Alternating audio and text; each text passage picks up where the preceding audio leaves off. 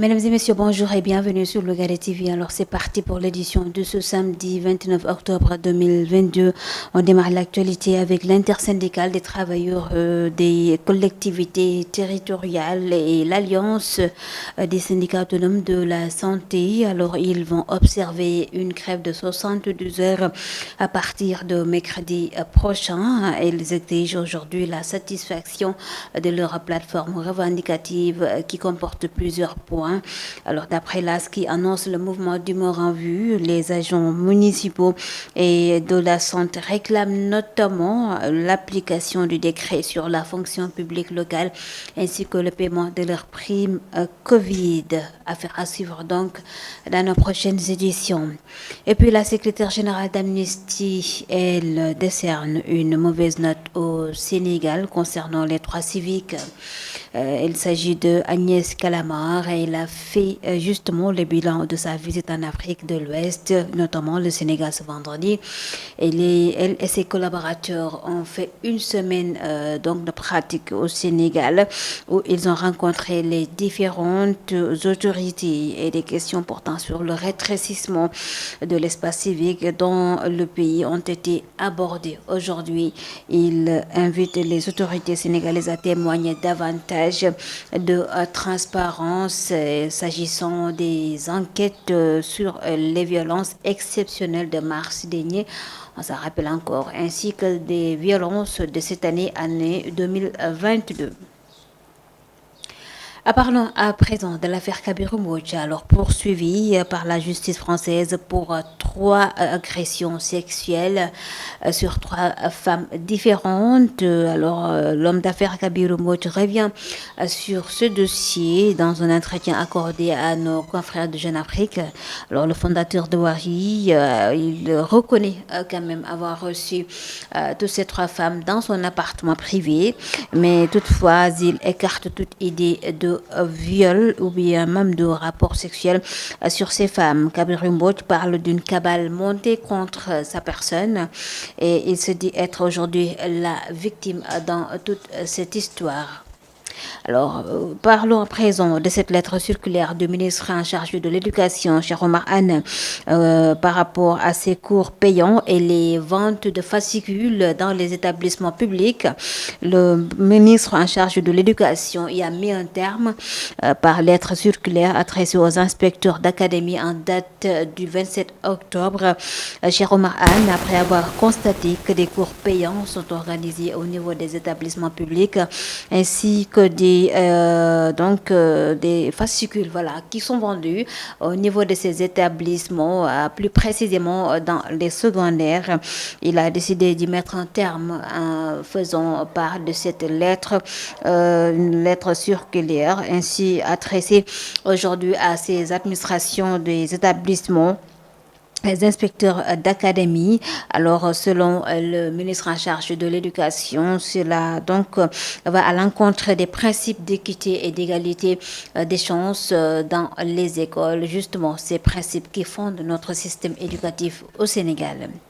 Alors, première sortie de Saourou Sène, on en parle également comme, en tout cas, conseiller du chef de l'État Macky Sall concernant l'éducation, le secrétaire général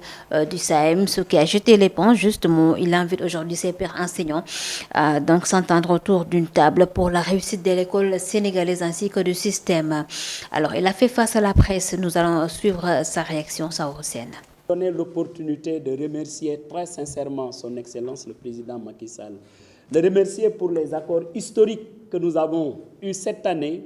en février 2022.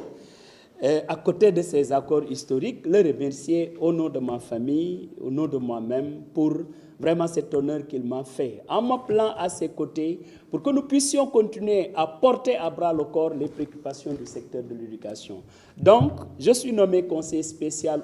auprès du président de la République. C'est un sacerdoce, c'est de nouveaux défis que je tenterai de relever, mais avec tous les acteurs de l'éducation. C'est cela l'information. L'autre élément maintenant, est-ce que je suis de l'APR? Non, je suis un conseiller spécial du président. Je ne suis pas de l'APR ni d'aucun autre parti politique. Et c'est tellement vrai que lorsque nous avons mis ce grappe-là sur place autour de M. le conseiller en éducation du président, nous appelons tous les intellectuels sénégalais qui sont porteurs d'une expertise et qui considèrent qu'à côté du président Macky Sall, mais il y a encore beaucoup à faire pour le Sénégal et les Sénégalais. Et c'est pourquoi c'est un appel qui s'adresse à tous les citoyens sénégalais, en particulier les intellectuels, pour rejoindre ce grappe-là. On n'a pas forcément besoin d'appartenir à l'APR, sauf que maintenant, comme nous l'avons indiqué, nous travaillons pour vulgariser. Mais ce projet, ô combien important que porte le président de la République pour un Sénégal émergent. Parlons à présent de l'inauguration de l'usine Impact à Diamniadio. Le chef de l'État qui a présidé cet événement, il réitère son soutien et engagement aux côtés du secteur privé. Il a aussi tenu à féliciter Youssou Ndour, le principal initiateur de ce projet, à coût de 12 milliards de nos francs. Alors nous allons écouter la réaction du chef de l'État, Macky Sall. C'est avec un réel plaisir que je procède aujourd'hui à l'inauguration de l'usine Impact et Safa Group installée ici dans le domaine industriel de Diamniadio, terrain quasi vierge en 2012, devenu aujourd'hui un des poumons industriels de notre pays. Avec ses 150 hectares, 35 entreprises déjà fonctionnelles et 112 autres en cours d'installation. Si j'ai tenu à me déplacer personnellement pour cette occasion, c'est à la fois pour réitérer mon soutien à notre secteur privé national, mais également et surtout rendre hommage et dire ma fierté à un compatriote parti de rien, comme il l'a dit, de la Médina, avec sa musique. Je me réjouis également de l'envergure de cette unité industrielle d'impression et de packaging, construite sur une superficie d'environ 3000 m². Impact et Safa Group est en effet un outil de dernière génération, équipé de machines modernes, sophistiquées et à la pointe de la technologie. Avec un parc d'une trentaine de machines,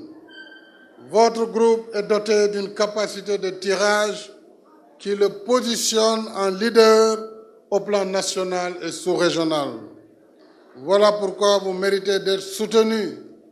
par le gouvernement, par l'administration, par les entreprises, en tant qu'entreprise nationale qui aspire de devenir un champion africain, surtout dans le cadre de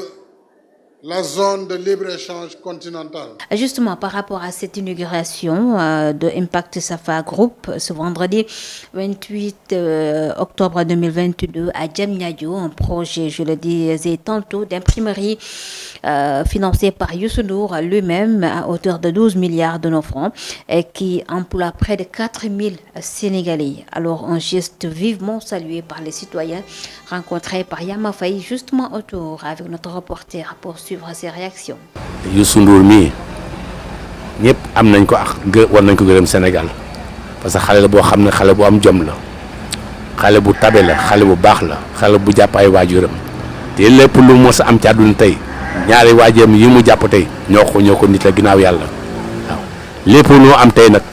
bu mu def àdduna mukk ne moo ko ñefe ba am ko nee na yàlla moo ko jox nit loo am loo man am na ko pële te amul dara lii mu def tey ba def na ko gërëmi sunu borom gërëme ko ñaari waajuram Ilman Ndour mi nekkee ak soxnaam see yaayam jële waaw parce que dama mos a dégg ci Youssou Ndour mu ne jour le plus beau jour de sa vie mooy bi mu fajee yaayam ba mu wér keroog man dama kontaan waaw yaayam handicapé la mu faj ko ba mu wér waaw loolu ku ko defal sa yaay defal nga yëpp parce que yaay ak papa xeer lañu ngay nen boo dajeel seen kaw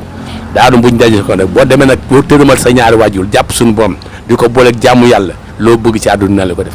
lii mu nekk nag te yàlla ko yàlla defal yàlla na ko jig waaw mun xale la boo xam ne daal Sénégal yëpp war nañ ko ñaanal parce que xale bu demagul fenn embauché lu bon junni nit nga embauché leen rajo bi ak li mu def yëpp tey soo xoolee néegi ni junni nit yu xam na leen koy man mii nag moom dama koy ñaanal rek gudd fan ak wér parce que maa ngi nekkoon moom ci rue 11 xamante ak moom waaw sama rakk daan ko ñawal muy Omar Aw fa daan ñëwal ci rue 11 bi waaw mu dem romb ak Onda tey bu demee tey ba yor lii mu yor tey ay jàpp ay waajuram toppatoo ay waajuram moo ko def ak bëgg liggéeyal Sénégal yi nekk fi Sénégal bu nekk fi war ngaa gërëm Youssou Ndour. embauchement jeunes yi moom loolu moom suñu point de vue mën nañ ko ci sànni parce que bari na ñu ko fi mën a def te defuñu ko Youssou Ndour moom jeune bu ne sénégalais surtout Dakarois Youssou référence la ci yow parce que presque il est parti de rien di persévérer di am courage di liggéey di jaar fi mu war a jaar ba yàlla may ko li mu ko may kon donc référence la ci jeunes yëpp lii muy def ni nag bon bari nañu ko mënoon a def te defuñu ko gis nañ fi ñu bari ñoo xam ne mën nañ koo def defuñu ko waaw donc moom su ko defee duñ def lu dul kontaan ci di ko ci ñaanal yàlla fay ko bon di ñaan aussi nit ñi roy ci moom parce que li muy def nii bu ko ñeneen ak ñeneen defoon chômage bi wàññeeku. Voilà, mesdames et messieurs, ça n'est tout pour l'actualité sur Lougaré TV. Merci à vous tous de nous avoir suivis. La version Wolof, c'est tout de suite.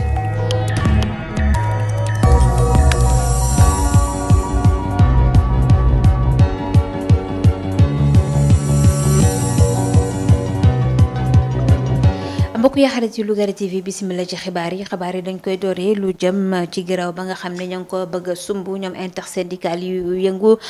ci collectivité territoriales yi ak ñi yëngu ci wàllu wér-gi-yaram paj gi maanaam ñoom nag ñi ngi yëglu di wax ne àllarba gi ñëw soo moywul daañu grève ñetti fan ñu bank seen yoxoon ne du ñu liggéey tey ji la ñuy sàkku ci nguur gi moo di ñu sàmmwenteeg plateforme yi nga xam ne jébbal nañu ko seeni autorité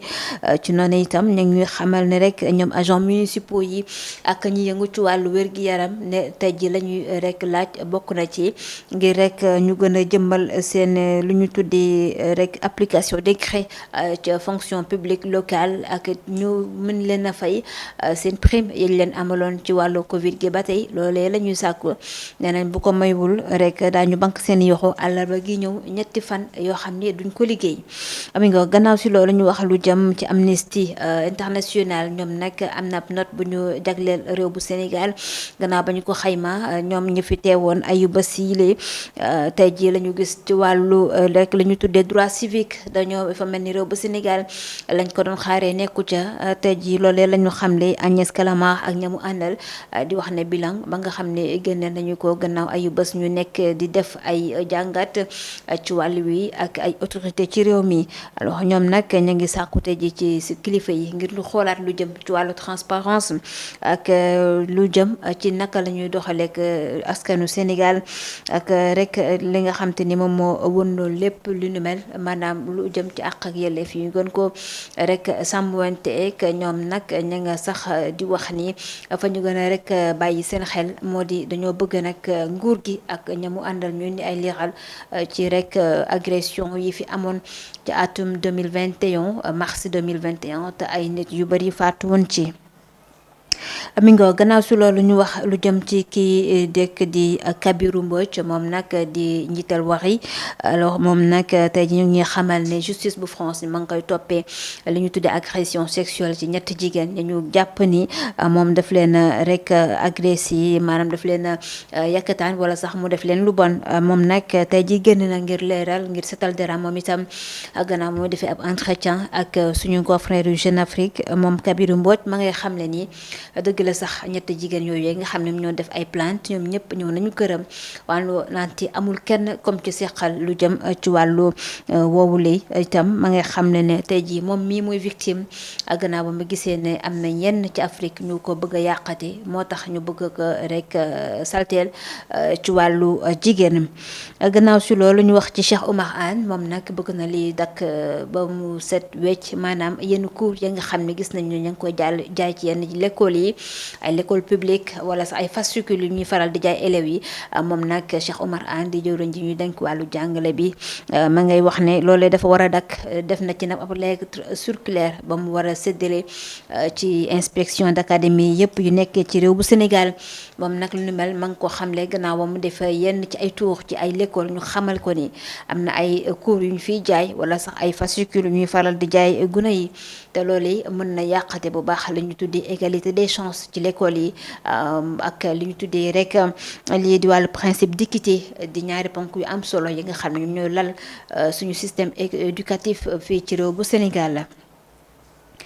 Saourou Sène moom itam ku na xam ne li léegi nag jege na loolu njiitu réew mi Macky Sall gannaaw mu ko nommé lii di conseiller ci wàllu jàng ak jàngale bañ ko falee ba tey nag démb génn na moom it ngir wax ak askan wi tey jii moom Saourou Sène ma ngay woon nag ay mbokki jàngalekatam ngir nag ñu mën a toog ci ab table xool lan moo mën a jëmale kanam jàng bi fii ci réew mi Saourou Sène ma ngi wax ko ñu teewlu ay kàddoom ci micro Lougaré TV. Donner l'opportunité de remercier très sincèrement Son Excellence le Président Macky Sall, le remercier pour les accords historiques que nous avons eus cette année, en février 2022. À côté de ces accords historiques, le remercier au nom de ma famille, au nom de moi-même, pour vraiment cet honneur qu'il m'a fait, en m'appelant à ses côtés pour que nous puissions continuer à porter à bras le corps les préoccupations du secteur de l'éducation. Donc, je suis nommé conseiller spécial auprès du président de la République. C'est un sacerdoce, c'est de nouveaux défis que je tenterai de relever, mais avec tous les acteurs de l'éducation. C'est cela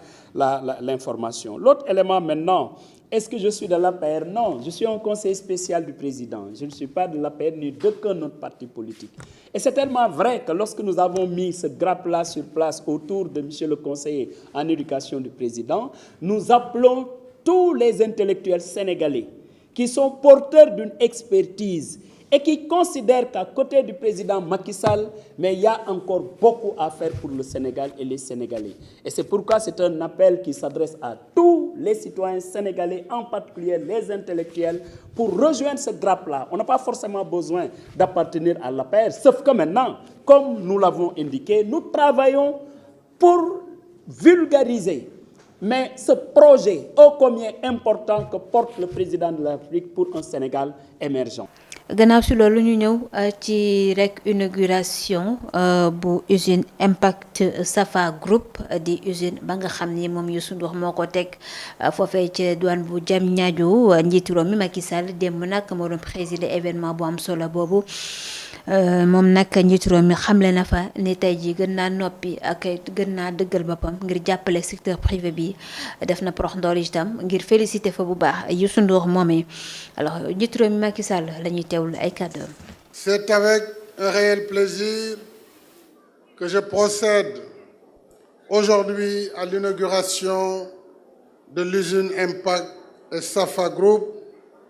installée ici dans le domaine industriel de Diamniadio, terrain quasi vierge en 2012, devenu aujourd'hui un des poumons industriels de notre pays, avec ses 150 hectares, 35 entreprises déjà fonctionnelles et 112 autres en cours d'installation. Si j'ai tenu à me déplacer personnellement pour cette occasion, c'est à la fois pour réitérer mon soutien à notre secteur privé national, mais également et surtout rendre hommage et dire ma fierté à un compatriote parti de rien, comme il l'a dit, de la Médina, avec sa musique. Je me réjouis également de l'envergure de cette unité industrielle d'impression et de packaging, construite sur une superficie d'environ 3000 m². Impact et Safa Group est en effet un outil de dernière génération, équipé de machines modernes, sophistiquées et à la pointe de la technologie. Avec un parc d'une trentaine de machines, votre groupe est doté d'une capacité de tirage qui le positionne en leader au plan national et sous-régional.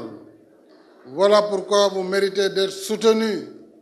par le gouvernement, par l'administration, par les entreprises, en tant qu'entreprise nationale qui aspire de devenir un champion africain, surtout dans le cadre de la zone de libre-échange continentale. ci inauguration boobee la ñuy desee ni ba tey démb la amoon foofee ci douane bu Diamniadio Impact Safa Group di ab usine bi yëngu ci wàllu imprimerie Youssou Ndour teg ko di projet ba nga xam ni tey ji fukki milliards ak ñaar menes naa jàpp ni moom lañ ca def ngir mu mun a jëmmu tey ji nag ñu xamal itam lañ ci jël ci ay ndaw bari na ngir ñu liggéey fa toll nañ ci 4 junni wala sax lu ko ëpp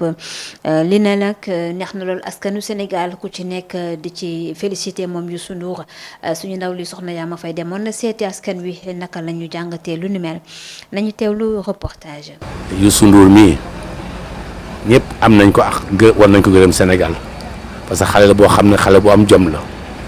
xale bu tabe la xale bu baax la xale bu jàpp ay waajuram te lépp lu mos a am ci àdduna tey ñaari waajuram yi mu jàpp tey ñoo ko nit la ginnaaw yàlla waaw lépp lu am tey nag. bu mu def àdduna mukk ne moo ko ñefe ba am ko nee na yàlla moo ko jox nit loo am loo man am na ku la ko pëlete amul dara lii mu def tey ba def ni ko gërëmi sunu borom gërëme ko ñaari waajuram Ilma Ndour mi nekkee ak soxnaam see yaayam jëlee waaw parce que ma dama mës a dégg ci Youssou Ndour mu ne jour bu le plus beau jour de sa vie mooy bi mu fajee yaayam ba mu wér keroog man dama kontaan waaw yaayam handicapé la mu faj ko ba mu wér waaw loolu ku ko defal sa yaay defal nga yëpp. parce que yaay ak papa xeer lañu ngay nen boo dajeel seen kaw daanu buñ dajeel ko nag boo demee nag boo tërëmal sa ñaari waajur jàpp suñu borom di ko booleeg jàmmu yàlla loo bëgg ci àdduna la ko def lii mu nekk nag te yàlla na ko yàlla defal yàlla na ko jig waaw mun xale la boo xam ne daal Sénégal yëpp war nañ ko ñaanal parce que xale bu demagul fenn embauché lu bon junni nit nga embauché leen rajo bi ak li mu def yëpp tey soo xoolee léegi ni junni nit xam na leen koy man mii nag moom dama koy ñaanal rek gudd fan ak wér parce que maa ngi nekkoon moom ci rue 11 xamante ak moom waaw sama te daan ko ñawal muy Omar Aw fa daan ñëwal ci rue 11 bi waaw mu dem mo romb ak Onda tey bu demee tey ba yor lii mu yor tey ay jàpp ay waajuram toppatoo ay waajuram moo ko def ak bëgg liggéeyal Sénégal yi nekk fi Sénégal bu nekk fi war ngaa gërëm Youssou Ndour. embauchement jeunes yi moom loolu moom suñu point de vue mën nañ ko ci sànni